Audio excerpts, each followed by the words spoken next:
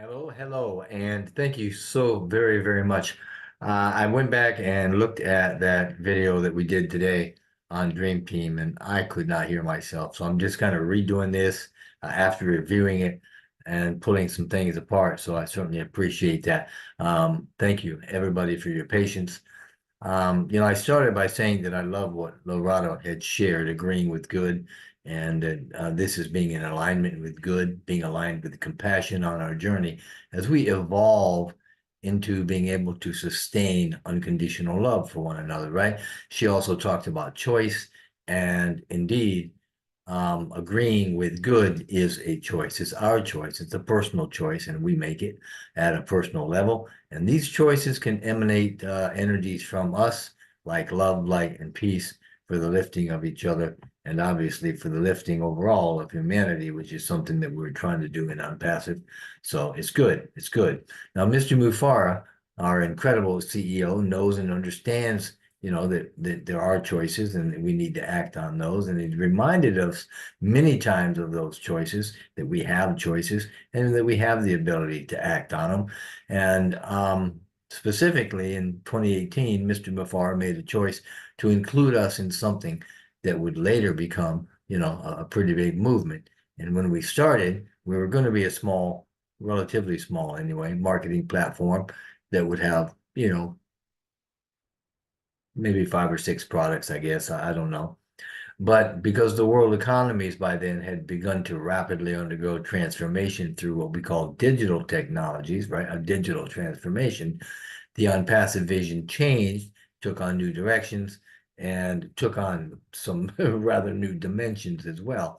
And this was all in keeping with what I call a new reality, namely that every company is now a digital powered software or a software powered company rather.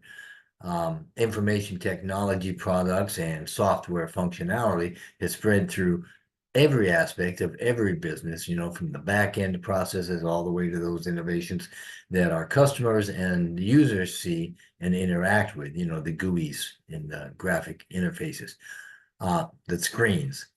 And staying competitive in a world economy now requires digital transformation that is not only capable of keeping pace with an ever-increasing demand for newer and faster technologies, but it's got to also keep up with the releases and the updates and be able to offer that technology as it becomes available. Now, Onpassive has reached that level, has made some changes, and has incorporated those changes into its corporate philosophy and operational foundations. Those changes became apparent about halfway through 2019 when Onpassive began its digital transformation from one of marketing by taking on the characteristics of an information technology company. We didn't lose marketing all the way, but we shifted, right? The information technology space includes companies that produce software, hardware, and in some cases, semiconductor equipment. And companies like that also provide internet-related services. Following the shift from marketing to a more comprehensive information technology, right, we added artificial intelligence to the mix and became an artificial intelligence information technology company. This was in 2019. And since then, we've been riding the wave of developmental momentum that has had us becoming not only a respected global contender for world markets, right, a leader as well in them, or we're a leader as well. So in anticipation of this, Mr. Mufareh has often said that Onpassive would participate in and contribute to every sector on the planet. So I wanted to go over that and maybe get us to understand that a little more, okay? The global economy is based on trade, and that allows countries to get resources that aren't typically produced domestically. Currently in the global economy, there are 3 primary sectors. The first sector is one of raw materials and such, and Onpassive is active in this by bringing resources together that make physical products. And, well, yeah, we'll leave it at the physical products. The secondary sector is mainly involved with construction or manufacturing and utilities, actually. Onpassive is active in this sector through the manufacture of physical products previously mentioned. And I would expect that we're also going to be involved in the energy products and utilities as well, because Mr. Mufareh talks often about sustainable energy and sustainability in general. Now, the third sector is a services sector. It's like transportation, distribution, and sales. Now, Passive is active in this sector because of the sales and distribution of products, as well as the physical and digital ones that we have in the OES. So we're solid, very solidly involved in every sector, every primary sector anyway. And in looking at the components of Onpassive, which we'll do in a minute, kind of try to keep in mind how each of these, or each of the legs of Onpassive, or components of Onpassive, if you will, fit into these particular sectors. First and foremost, we've got what we call, our offices, the brick and mortar offices. They're located on several continents. They're included in Dubai and Egypt and Singapore, and obviously our IT hub in India, the US, things like that. They're physical, concrete. We also have data centers. We've got one that we know of right now. We have more on the way that we expect to learn about, 3 more probably in this quarter. And these assets provide web services, data processing, networking and storage, management, and even distribution within businesses of these types of things. And the goal, for us anyway, is to create a global net of data centers that will help us be self-sufficient as well as increase profitability, especially since we intend to compete directly with at least 2 of the top web service providers on the planet. Now, we've also got innovation labs, and these are research and development spaces that are, we are totally steeped in AI and machine learning. These labs employ techs and developers, inventors, engineers, brainards, and they're creating new products based on new technologies and innovations. They're developing solutions to existing challenges, as well as deploying new technologies that provide new solutions as well. We have manufacturing. Onpassive is actually producing physical products, right, in factories. And a lot of these are the results of the work being done in the innovation labs. The technologies coming out of there and that sort of thing. We also have obviously digital products.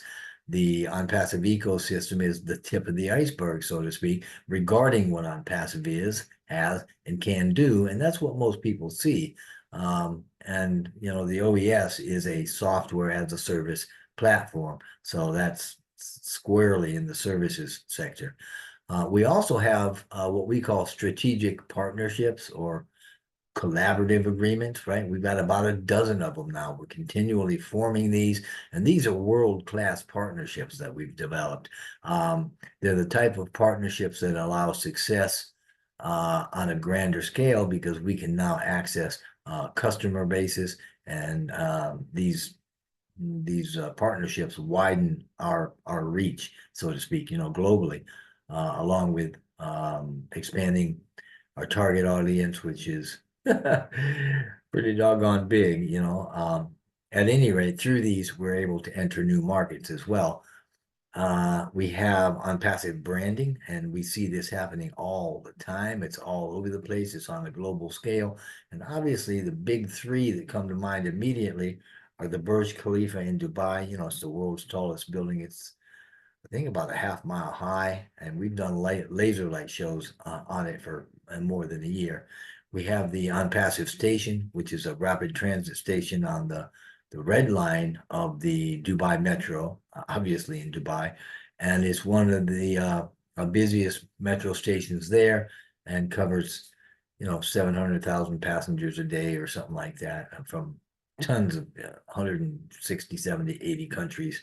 It's just it's massive. And by the way, it's also completely automated. So that's an interesting little fact. The Eye of Dubai, which is the largest Ferris wheel in the world, 840 feet, I think, features a lot of projection shows that Onpassive is doing.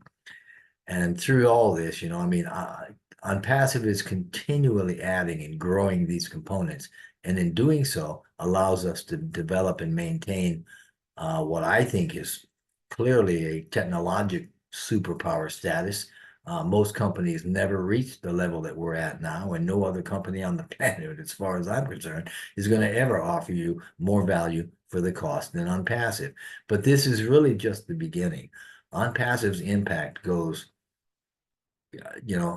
a bit further than the value that we can tangibly put our hands on. It goes into the unseen, and by this I'm just talking about the goal of lifting humanity, and just sharing compassion through compassionate action and that sort of thing, which kind of relates to lifting the human consciousness via the human heart, if you will. And it's going to be doing all this by providing a global net of abundance to its members, to us, right? And it will be in amounts sufficient that we'd be able to share with others, beginning with those around us and expanding outward, to the world, just like Onpassive is. So in essence, 2023, as Mr. Mufareh had said, was a problem-solving and troubleshooting year. But it was also a year fraught with a lot of activities that were aimed at the advancement of humanity.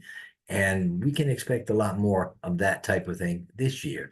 And in spending time with us the other day, Mr. Mufareh actually told us again, that everything in life is a choice and we need to act on it. And in this, we're all unique in the value that we bring to the table, right? And with Onpassive, we've got some guaranteed success mechanisms in place that are all going to work for us, which is to say, I think the analogy was that we're riding the rail to success, seated comfortably on the Onpassive train, and we are each significant in how we participate in rolling out Onpassive's vision for lifting humanity from our own level. And we make these choices personally. We make them ourselves. So Mr. Mufareh also talked to us the other week saying, that success is determined by what we do every day and that everything happens for a reason. I certainly agree with that. I believe that things unfold in our lives as something I call synchronicity, and these are options that we act on, and it doesn't have to be hard. Synchronicities are organizing principles that connect events and opportunities in our lives, right? They can be simple, everyday things, accompanied by a desire or an excitement to do them. In other words, these are things that are going to appeal to us. Taking a walk, going to lunch with somebody, tipping the waitress nicely or the waiter nicely, reading a good book, taking a different route, sitting in the sun, taking a swim, relaxing, anything that we'd do on a normal day. The idea is just to look at whatever options are available, no matter what they are, and choose the option or opportunity that's most appealing to us at that moment, the most exciting, curious, or maybe interesting, perhaps, whatever. Just choose on it and act on it. That's what we call following our passion, which we talk about a lot. We've talked about these things before: passion and compassionate action, right? And mixing these terms and mixing these activities with technology in Onpassive is where we get the AI with heart mantra that we talk about. That's how we did it. We mixed the technology with the will, the drive, and the resources and the desire to lift humanity, by doing the right thing. And so it goes. More and more things come to us that we can act on, and choice after choice after choice, we're led along this path or journey that we call life. Now, the underlying premise here is that it's not that hard to act on our passion. We just simply need to pay attention to the simple things in life, at least in the beginning, and then act on them to the best of our ability. If we do, we're going to be in a continual state of success, of always succeeding. And of course, that's what we're expecting through Onpassive. We are expecting big things. And I am expecting that we're going to see them shortly, many of them probably this quarter. Of course, we know that things are going on in the background that we have not been privy to, and Mr. Mufareh has indicated that some of these are game changers. Now, because we're in a microcosm of humanity, meaning, we're a sampling of the whole, like I think I used the term taking a gallon of water from the sea, the gallon of water and the sea are both made of the same thing. So that's kind of how we are with Onpassive, right? We represent a sampling of humanity.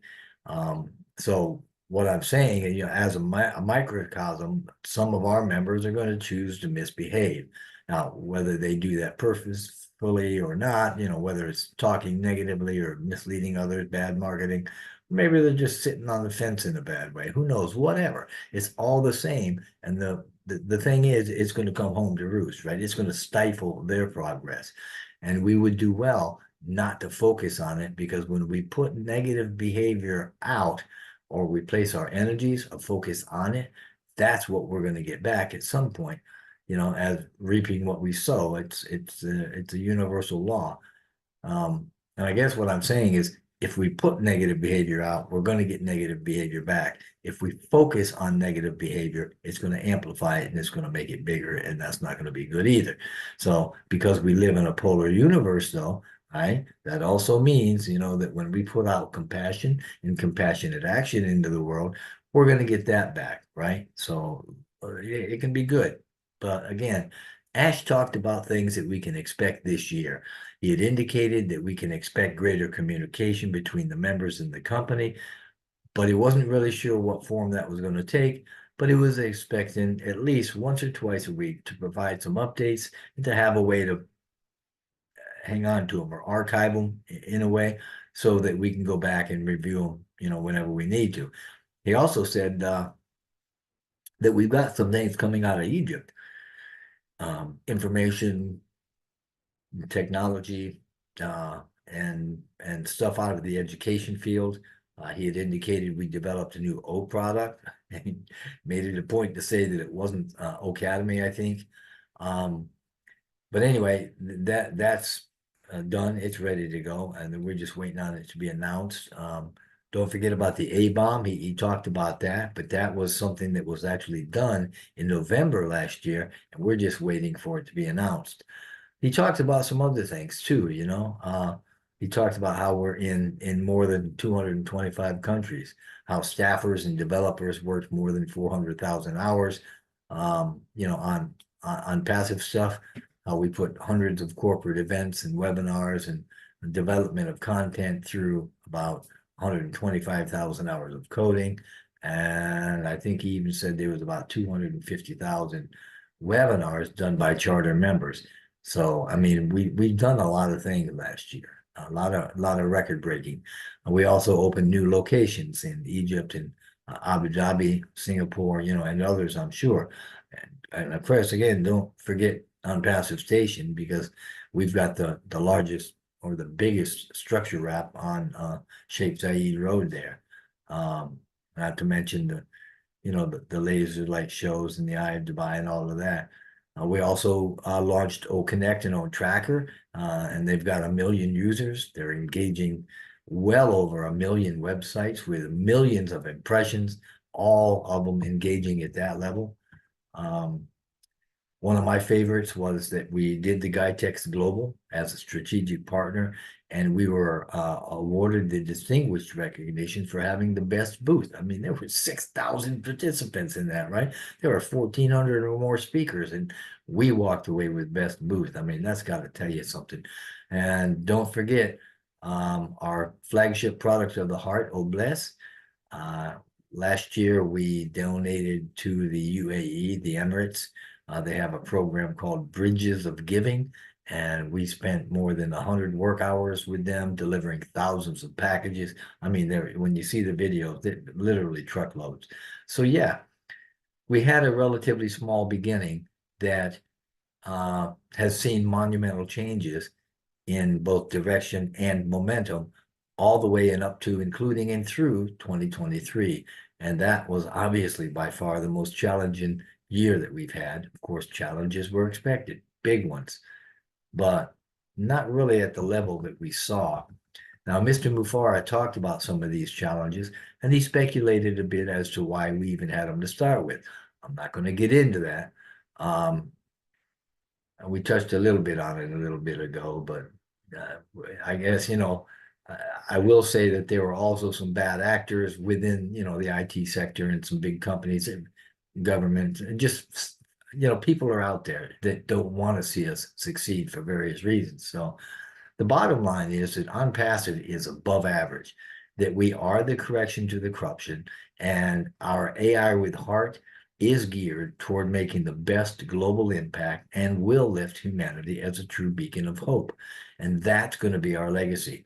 For those reasons and quite a few more, we're offering solutions that are more ethical, and our users are users. They're not the used like you see in other areas of the IT sectors. We have undoubtedly made some mistakes, as Mr. Mufareh talked about, as any company will, and that's okay. And since our company has risen faster and surged farther more quickly, we may have been experiencing some of those greater challenges as a result of that. But we have certainly never committed any kind of crimes or done anything damaging or harmful to our members or humanity. Of course, we all learn from mistakes and from the mistakes of others, and we could certainly tweak, how it is, what we do, and how we do it. Regardless, the model that we're building here with Onpassive gives access to a single platform, which is AI driven and automated, and it allows a way to benefit abundantly from the company through its monetization, right? You can earn money with it. It's the best model on the planet. And Mr. Mufareh has also indicated that if he had to do it again, he certainly would.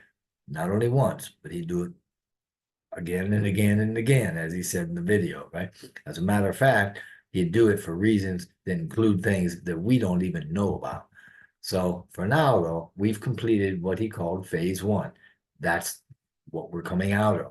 So the foundation has been laid, and the challenges faced have been instrumental in expressing and demonstrating our resolve as we announce our arrival to the world and give the world a peek of what's really coming down the pike, so to speak. As a result, we should be having a lot smoother second and third phases and subsequent phases, because we have learned from our mistakes and the mistakes of others, and we're willing to learn more and to love and to change. And that's our legacy: healing the planet, lifting humanity through a global network of members that live day in and day out with compassion, that engage in compassionate action for the greater good, and that are active participants in a benevolent evolution of mankind. That's our legacy. It'll happen. It's happening this year.